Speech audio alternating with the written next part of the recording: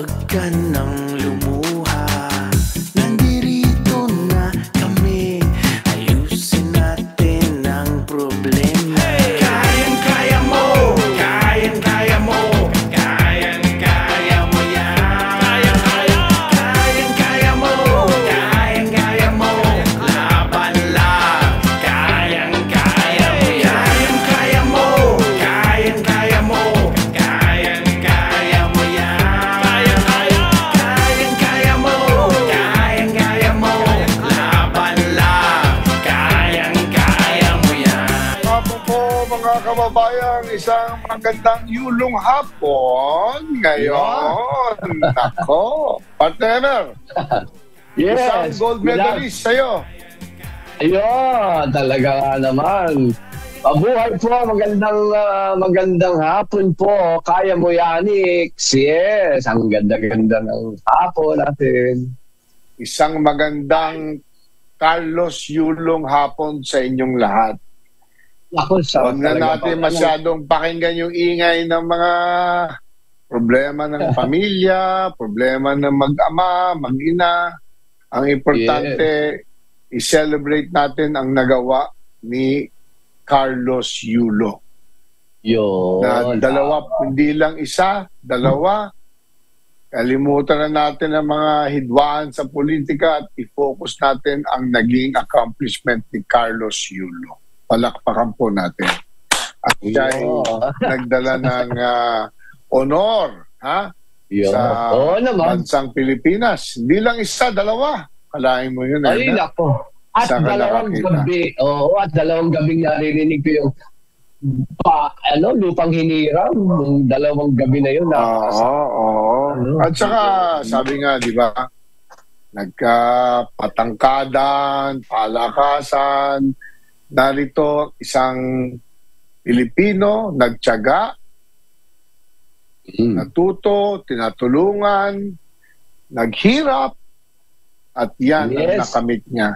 Twin golds and honor and prestige para sa bansang Pilipinas. Palakpakan po natin. Ang galing ni Carlos. Talaga. Di ba? Sabi nga dito meron pang natitirang atleta, no? Na baka sakaling makapagdala ng at least bronze medal. Si Bianca Pagdanganan at si Dottie Ardina. Kasalukuyang naglalaro ng 4th round sa Olympics Women's Golf dyan sa Le Golf National sa France. At si Pagdanganan ay ilan na lang mga strokes ang layo niya sa nangunguna, no? So ituloy natin pagdasal. Huwag na natin masyadong atubagin yung problema ng uniform na yan. Isa lang masasabi ko, sa mga nag-asikaso niyan, huwag niyong gawin dahilan yung customs, huwag niyong gawin yung importation, palpak. Admitin niyo, palpak. Hindi sana maaga niyo pinadala. Di ba? Yes. So, kaya, lahat pala, pinadala mo na lang sa akin, tinrain ko na lang doon. Kaya nga, di ba?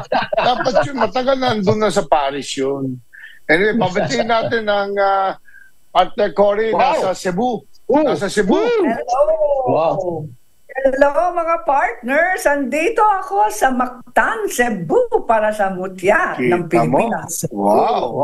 Naman, ang ganda naman ni parang bumalik tayo sa old effort. Yan ha. Yan. The search is on already for Mutya ng Pilipinas candidates. Final screening. Lapit na August 18.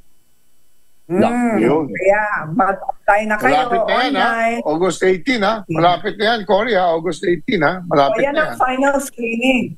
Pagkatapos ang Grand Coronation September 6 sa PhilOil Arena. Ngayon, meron yan ang Pilipinas Cebu dito sa Island Central Mall. Okay. Mag-ingat ka lang dyan, partner Cory, kasi merong habagat na nakaka-apekto sa Luzon, Visayas, dahil nga ito nag-warning ang Pag-asa na medyo magdadala ito ng scattered rains at thunderstorms sa Ilocos Region, Zambales at Bataan. Yan. Pati Metro Manila medyo cloudy. Perfect skies dito, perfect weather.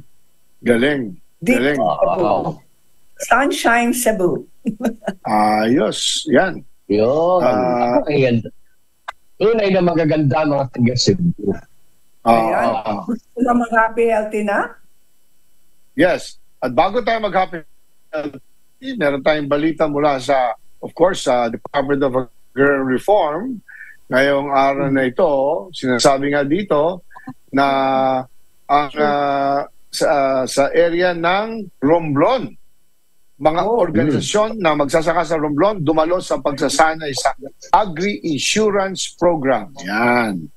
Dumalo sa mga Agrarian Reform beneficiaries from 11 ARB or ARBOS sa province ng Romblon ay nag-attend ng comprehensive training ng Agricultural Insurance Program para magka-sustenance at proteksyon sa kanilang crops o mga inani sa Harbor Chateau, Poktoy, Odjongan, Romblon. Ayon kay OIC Provincial Agrarian Reform Officer 2, Camilo Claro M. Paking, ang magiging pag-aaral dito ay makakatulong sa kanilang proteksyon ng kanilang ani. Sabi niya na sabay-sabay tayo magkaroon ng pagsasama para mas secure ang sustainable at future ng mga ARBs. Si John F.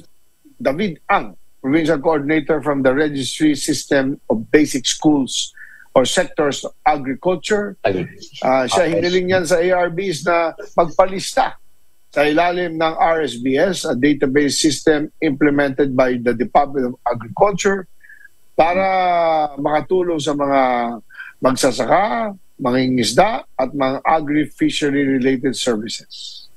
Sa ilan sa mga benefits ng ARBs ay ang system are provided ng insurance sa Philippine Crop Insurance Corporation at Rice Competitive Enhancement Fund.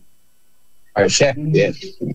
PCIC representatives Emilio Pascual at Rosebel Carrasco ay nagbigay ng kanilang mga pahayag na ang PCIC magbibigay ng including insurance coverage of farmers na mayroong magiging damage dala ng peste, mga sakit at mga natural calamities such as typhoon floods, tornadoes, earthquake at volcanic eruption. Ang insurance coverage na ito daw ay hindi naman limitado sa mga damaged crops. Pwede rin makakuha ng insurance yung mga buhay na mga insured farmers at kanilang mga pamilya. Maganda yun, ha? Tatanungin ko sana yung... Si BCIC has partnered with DAR and provided a total of 17.1 billion na mga crop insurance para protektahin ang mga ARBs in the next 2 cropping sessions. 11 ARBOs including Maghali Auto Savings Group, Longon Camili Agrarian Reform Cooperative, Magsupot Traders Association Incorporated, Osguan Carmen Mibinulugan Multipurpose Cooperative, Alati Maambong Multipurpose Cooperative, Villamor Estate Multipurpose Cooperative, Agrarian Reform Cooperative of Agpujos, Balago Agrarian Reform Cooperative, JMP Farmers and Fisher Folks Association at ang Agri Progreso Multipurpose Cooperative, Magdiwang Agrarian Reform Cooperative. Napakandang balita ulit mula sa Department of Agrarian Reform. Partner, di ba? Sama-sama tayo mga Pilipinas. Oo, linggo-linggo umiikot na yung DAR, di ba, sa bawat lalawigan.